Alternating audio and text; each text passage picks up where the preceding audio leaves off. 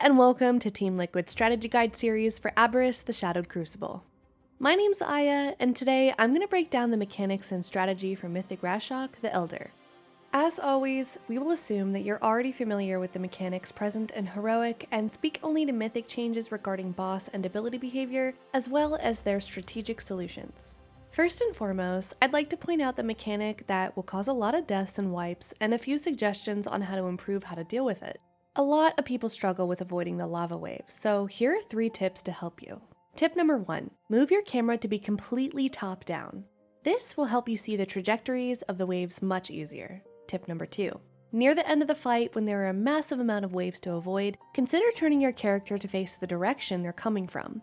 In our experience, this helps a lot, and it's something many use to be consistent on Lords of Dread. Tip number 3, be aware of the possibility of waves coming through the boss. This is especially relevant when you're doing the group soak. A little extra awareness here can save a lot of lives, as getting hit with a wave during a soak is almost certainly deadly. Now let's get into the additional mechanics and mythic changes.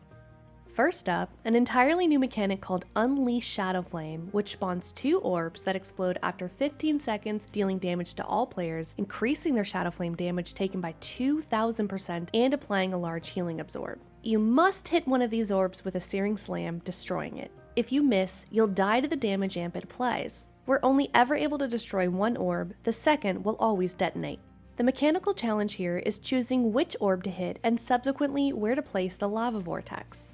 We suggest placing raid markers around the room so that the raid leader may easily call which orb to destroy. Alternatively, you could have a single player dynamically mark the orb to be destroyed. A quick note here on positioning. Both these orbs and the Doom Flame soaks are sensitive to boss positioning.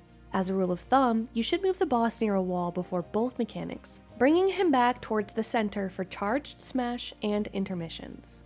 This means that in most scenarios, the correct orb to destroy is the one closer to the clusters of existing lava vortices. Vortici? You get it. This enables us to rotate around the room nicely and facilitates us facing oncoming lava waves. Another important note on the orbs in general is that you have a ton of leeway with how much the graphics for Searing Slam and the orb circles have to overlap for the orb to be destroyed.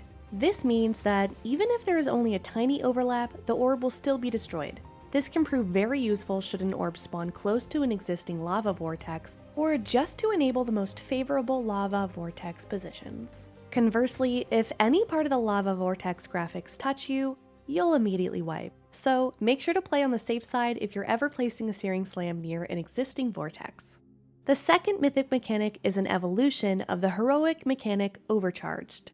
In mythic difficulty, the debuff does not expire. To remove it, the player must enter the Elder's Conduit.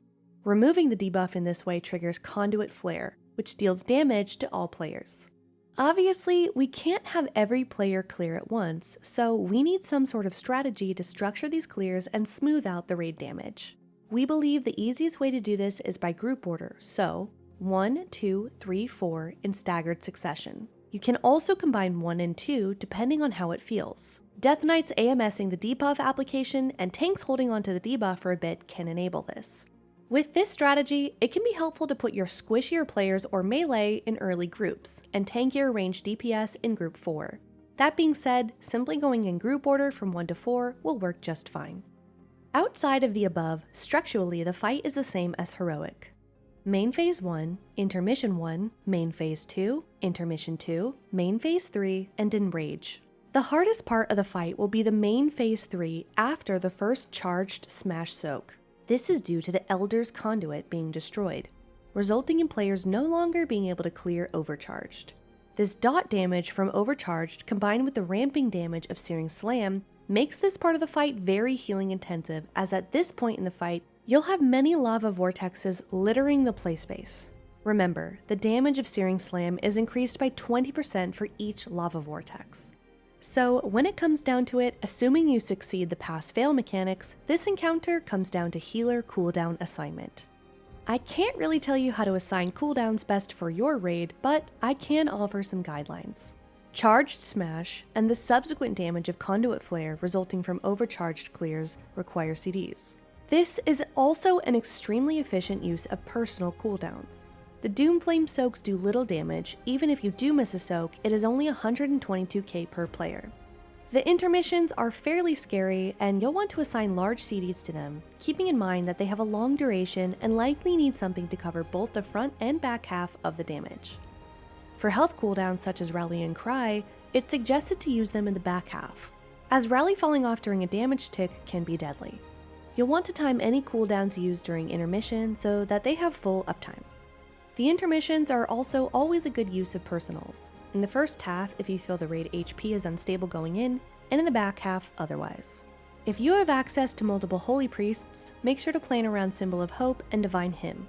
In the case of Divine Hymn, the spell can be hard to channel fully during the intermission due to the dodge mechanic. To enable them, you can consider spell warding or allocating them an external. After the third phase's first charged smash, you'll want to external each subsequent Searing Slam target, as it hits quite hard and the targeted player may easily die to ambient damage. With that, we very much hope you found this guide useful. Please feel free to leave feedback or commentary below this video, and make sure to keep your eye on this channel as more guides will be coming out soon. That is the end of this guide. I hope you learned something new, and we'll see you again very, very soon. Later!